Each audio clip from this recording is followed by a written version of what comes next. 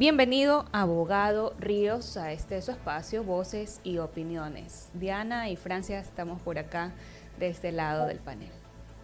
Hola, ¿qué tal Diana? Francia, muchas gracias por la invitación y bueno, esperemos que este día sea provechoso para hablar un poco de la remisión. Correcto, sí. De hecho, bueno, para que la ciudadanía, nuestros oyentes que nos están escuchando, cuando hablamos de remisión, estamos hablando de condonación de deuda, de intereses, multas y recargos, ¿es correcto? Así es, sí, la remisión es una figura jurídica muy interesante porque es parte de lo que se entienden los elementos de la obligación tributaria. Nosotros tenemos un principio de reserva de ley que establece que los elementos de la obligación tributaria, sujeto activo, sujeto pasivo, cuantía, base imponible y finalmente la liquidación deben estar regladas dentro de la ley, pero así también lo que implica la eliminación, derogación o modificación de la obligación tributaria, es decir, los tributos, como también se puede dar a través del perdón de las obligaciones tributarias que se da en la figura de la remisión. En teoría, lo que podría hacer el legislativo a través de una ley que siempre tiene que ser por iniciativa del presidente, puede ser de perdonar todos los impuestos. Sin embargo, no se da de esa forma, sino más bien se lo utiliza como un mecanismo de recaudación para el servicio de rentas internas. Entonces, se ofrece de cierta forma algo y se da algo a cambio. En este caso, implica el pago del capital de los impuestos que se deben al servicio de rentas internas respecto a esta ley en particular y se perdonan los intereses, las multas y recargos y actualmente también se señala que se perdonan incluso las costas, por ejemplo, de procesos coactivos. Ah, qué interesante. Es básicamente un ganar-ganar. Es incentivar a los contribuyentes a hacer un pago, pero sin intereses, y ese es el beneficio que reciben. ¿Quiénes Así es, estarían, esa es la idea. quiénes estarían beneficiados de eso? ¿Las personas naturales o también las personas jurídicas, las empresas?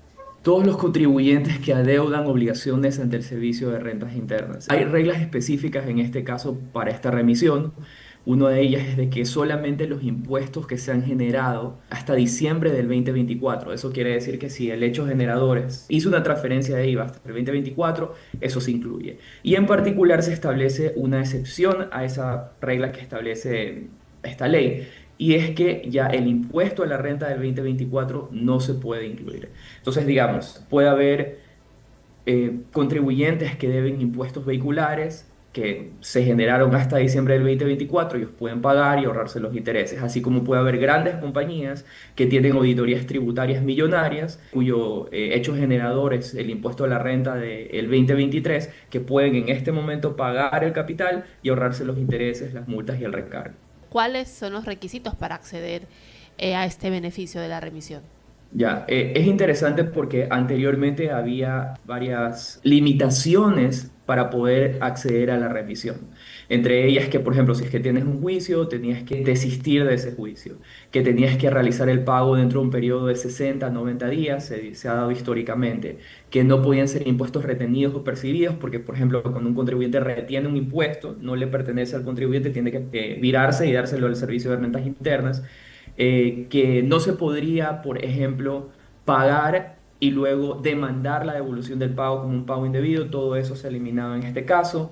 De hecho, en la última remisión incluso se estableció como una limitante de que no podían acogerse a la remisión, pues ni el presidente de la República ni sus parientes hasta cierto grado de consanguinidad, eso también se eliminó, entonces es una remisión completamente abierta. Si eres un contribuyente, si debes al servicio de rentas internas, si la obligación no es el impuesto a la renta del 2024 y son obligaciones generadas hasta diciembre del 2024, salvo ese impuesto a la renta, entonces te puedes acoger a la remisión.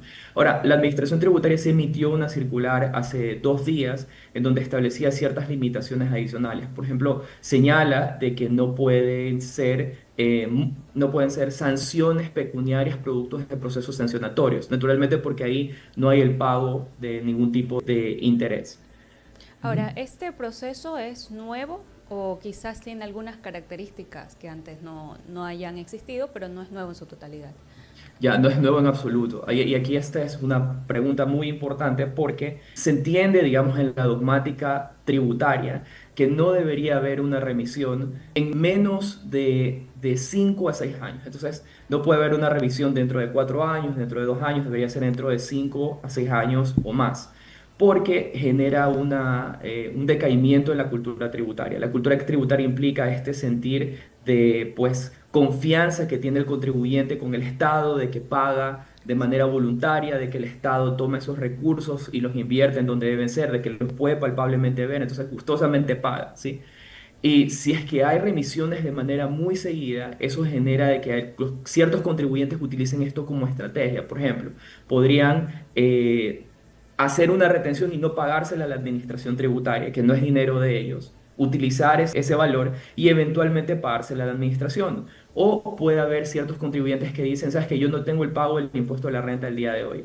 O yo tengo estrategias de tributación agresiva y cuando venga la auditoría no la voy a pagar porque me voy a aguantar hasta que venga una remisión. Entonces en el Ecuador cada presidente de la República desde el año 2016 ha establecido una remisión, entonces han sido 4 años y en particular esta remisión se ha dado dentro de 1 año y medio porque solamente hace 1 año y medio ya hubo una remisión que tenía digamos, la misma oferta en términos políticos, que iba a permitir a ciertos contribuyentes que estaban atrasados ponerse al día, que iba a aliviar de cierta forma a su economía, porque les iba a permitir pagar de una forma fácil ya que se pueden hacer pagos parciales. Si es que ya hubo una revisión hace 1 año y medio, se entiende que todo eso ya debió haberse liquidado en su momento, hubo reglón y cuenta nueva y estamos nuevamente en 1 año y medio después con una nueva revisión. Entonces, detrás parece que de fondo en realidad es la forma más fácil para las administraciones tributarias para recaudar. Llegan y ven un cajón vacío y dicen, ¿sabes qué? Se me hace muy difícil una planificación de auditoría, seleccionar a los contribuyentes verdaderamente riesgosos, hagamos una revisión. Pero eso al final deteriora la cultura tributaria. Entonces eso es importante tener en cuenta. ¿Cómo calificaría usted esta incorporación de la remisión dentro de la Ley de Integridad Pública? ¿Es positivo o esto de alguna forma sí socava la iniciativa de poder recaudar por parte de los contribuyentes porque, según sus palabras, la cultura tributaria se vería afectada? El tema al que me refiero de la cultura tributaria es no solamente está dentro de la dogmática, sino que también es un hecho. Ahora, dentro de eso también es una oportunidad para ciertos contribuyentes que de pronto, en el periodo que vino hasta acá, ellos de pronto tuvieron de buena fe la intención de pelear una glosa y la perdieron. Fueron a un proceso de mediación con la administración tributaria y no se dio. De buena fe trataron de justificar sus asuntos dentro de un juicio y perdieron. Bueno, esta es la oportunidad para poder saldar esos asuntos con la administración tributaria y obtener una especie de ahorro. Algo interesante también aquí, hablando de esas partes que sí son beneficiosas para ciertos contribuyentes, es de que se elimina también otra limitante, bueno, que no estaba en la remisión que vino anteriormente, y es que se puedan hacer pagos parciales, porque mucho antes la remisión era págame ahora 100% y te acoges a la remisión, pero ahora tenemos un periodo de 6 meses, es decir, hasta diciembre del 2025 en el que se puede ir pagando de a poco, e incluso si no se llega a pagar completamente la obligación, el impuesto, respecto de la proporción que se hayan realizado los pagos parciales, hay la remisión de los intereses, multas y recargos. También hay un punto adicional que es que si es que se realizaron pagos parciales antes de que haya entrado en vigencia esta nueva disposición sobre la remisión, se entiende que esto se abona al capital. Es decir, digamos que hay una obligación de $300.000 y anteriormente dentro de una glosa dijimos, sabes que estas de aquí no se van a poder justificar, paguemos los $200.000 más los intereses, multas y recargos. Como el capital de 200.000 está saldado, hubo un adicional de intereses, multas y recargos. Hoy se entiende que la administración tributaria, esos adicionales de intereses, multas y recargos, los imputa al capital faltante de $100.000 y entonces al contribuyente solamente le toca pagar la diferencia del capital para continuar remitiéndose respecto del resto de los intereses, multas y recargos. Entonces, tiene sus beneficios, tiene sus contras, pero yo creo que en una visión macro no es bueno para el país que haya una revisión en tan poco tiempo. Y bueno, haciendo un poco este ejercicio matemático, por así decirlo, en cuanto al ganar y perder, ¿cuál sería el costo que tendría el Estado en general de no recibir el pago de las deudas en su totalidad?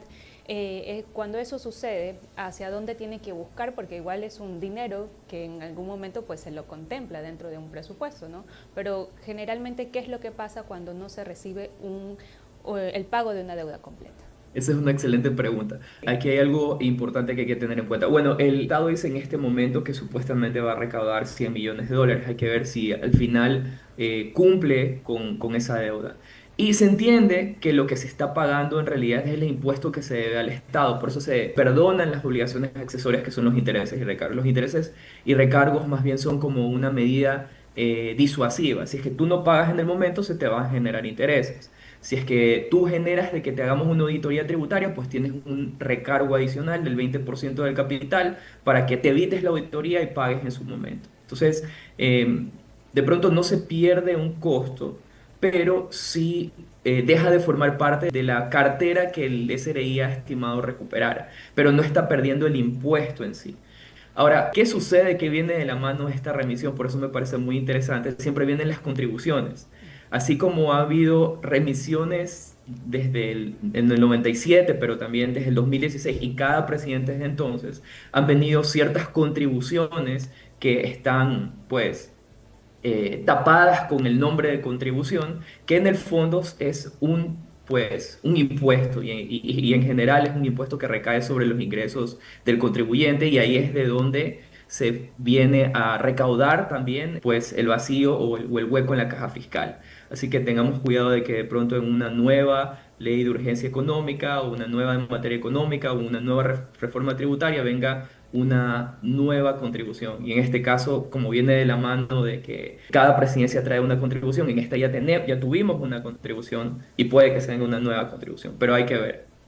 Así es. Bueno, hay que aprovechar entonces este beneficio que nos está dando el Pleno Legislativo a través de la Ley de Integridad Pública y el SRI, así que hay que pagar, aprovechar este beneficio para evitarnos las multas y los costos adicionales de nuestras Eso sí, ya obligaciones está. tributarias. Así es.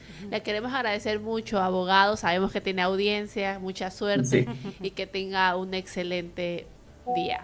Muchas Muchas gracias, gracias. abogado Que pasen bien. Alfonso. Buen día.